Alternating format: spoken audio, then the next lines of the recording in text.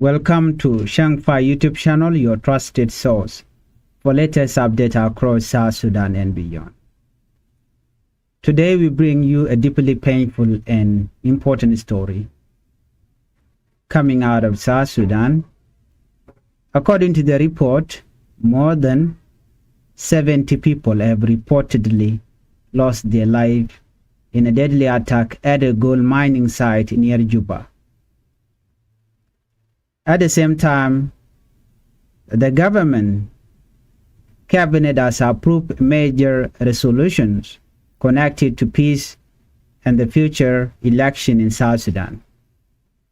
These two stories are very important because they touch on the life, safety, and future of the people of South Sudan. Before we move on, please, I would like you to help the channel by subscribing. Turn on the notification bell so whenever we upload a new video, you can be notified. Let's begin our report with deadly attack at gold mine near Juba. A shocking and heartbreaking attack happened near Juba, the capital of South Sudan. Reports say that more than 74 civilians were killed when army men attacked a gold mining area in Jebel Iraq, located west of Juba in central Equatorial State. This tragic event happened on the evening of Saturday, March 28, 2026. The attack took place in an area called Kor Kaltan, where many local people go every day to search for gold in order to support their families. These were not soldiers, these were ordinary civilians. They were father, brother, young men, and worker trying to earn a living in very difficult economic conditions in South Sudan. According to police officials, the miners were working at the site when gunmen suddenly arrived and opened fire. The shooting caused panic and fear across the mining area. Many people tried to run into the nearby forest for safety. Sadly, many never made it out alive. Others are still missing. Authorities believe some survivors may still be hiding in the forest. According to this report, police spokesperson Brigadier Kwajijok Dominic confirmed that over 74 people were killed. He says security forces have now been sent to the area. These include the police and the South Sudan People Defense Force, also known as SSPDF.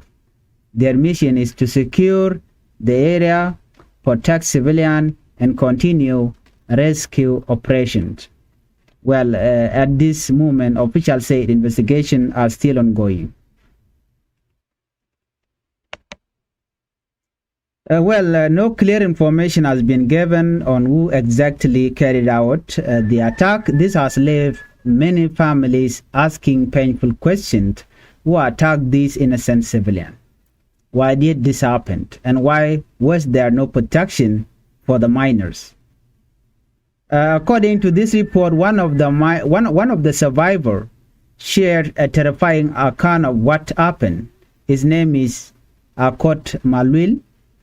He said the attack started at around 6 p.m. According to him, the attacker came in the evening and immediately opened fire on everyone at the mining center.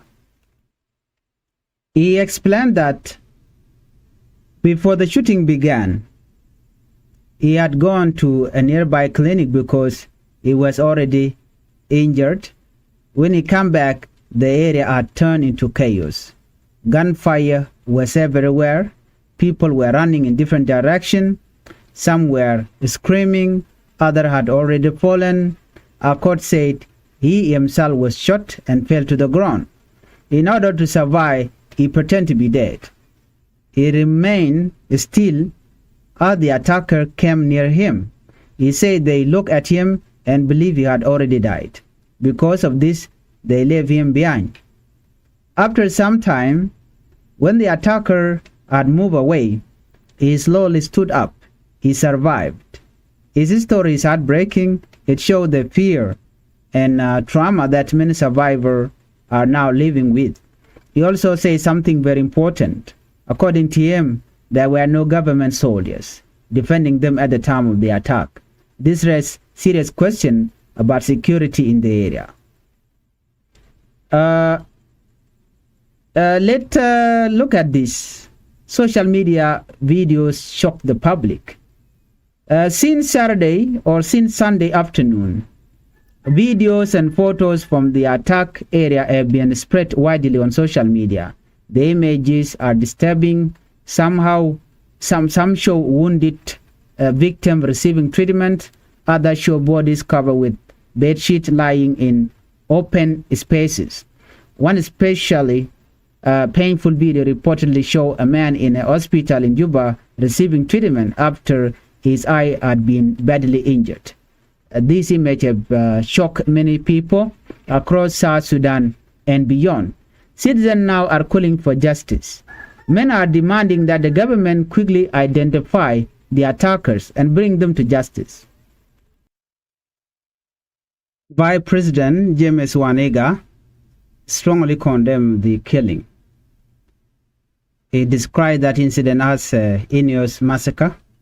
He said the victims were the backbone of the local economy. This statement is important because many people in South Sudan depend on artisanal mining to survive. For many families, gold mining is the only source of income. The Vice President also said the death toll could still rise. He ordered emergency action including medical evacuation of survivors, stronger security in mining areas, formal investigations, and protection of rural trade center. This shows the seriousness of the situation. So far, no army group has officially claimed responsibility. However, political blame has already started. The SPLIU opposition movement released a statement blaming government forces. They argue that the area is under full control of the SSPDF, South Sudan People Defense Force. Because of this, they say responsibility lies with the forces controlling the area. This accusation may increase political tension. At a time when South Sudan is trying to move toward peace and election, such accusation can create further division. Human rights activist Edmund Yakani also spoke about the growing problem. He warned that communities are increasingly fighting over natural resources. He called on the government to stop illegal gold mining activities and address the competition over resources. This is not the first deadly attack in Jebel Iraq area. The area has seen repeated violence in recent months. Many of these attacks are linked to dispute over gold deposit. This means the problem may be larger than one single attack. It may be connected to poverty, security failure, and competition over resources. And then move on to our second top story. Cabinet approved C5 peace resolution in Juba. Now let us move to our second major story. The South Sudan Cabinet has approved important resolutions related to peace and the future political process. The meeting was chaired by President Salva Kiir Mayardit. It took place on Friday. During the meeting, cabinet members discussed both national and regional matters. The most important topic was the implementation of the peace agreement. The cabinet approved the outcome of the African Union Head of State Summit and the C5 high-level ad hoc committee meeting. This meeting had earlier take place in Addis Ababa, Ethiopia.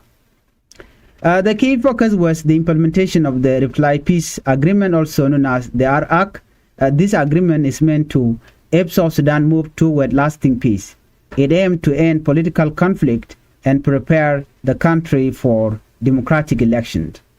One major point from the C5 resolution is support for the planned election in December 2026.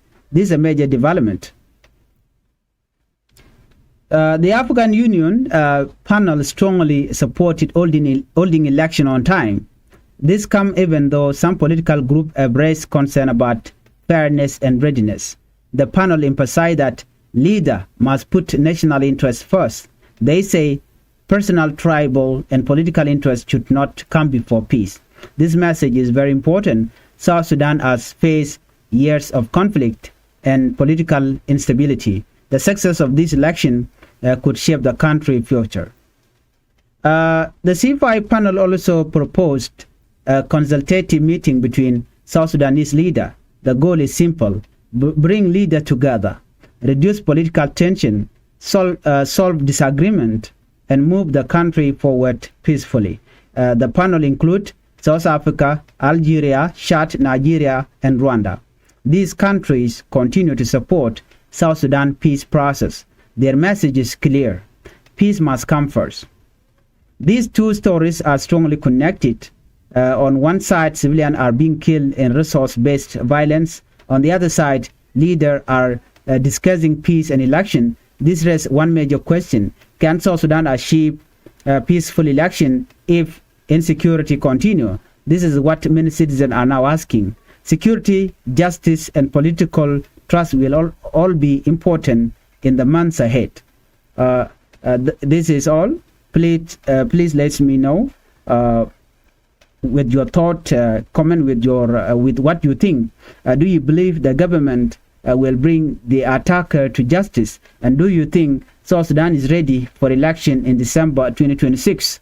Please like, share, and subscribe to Changfied YouTube channel if you are new. Thank you for watching, and bye-bye.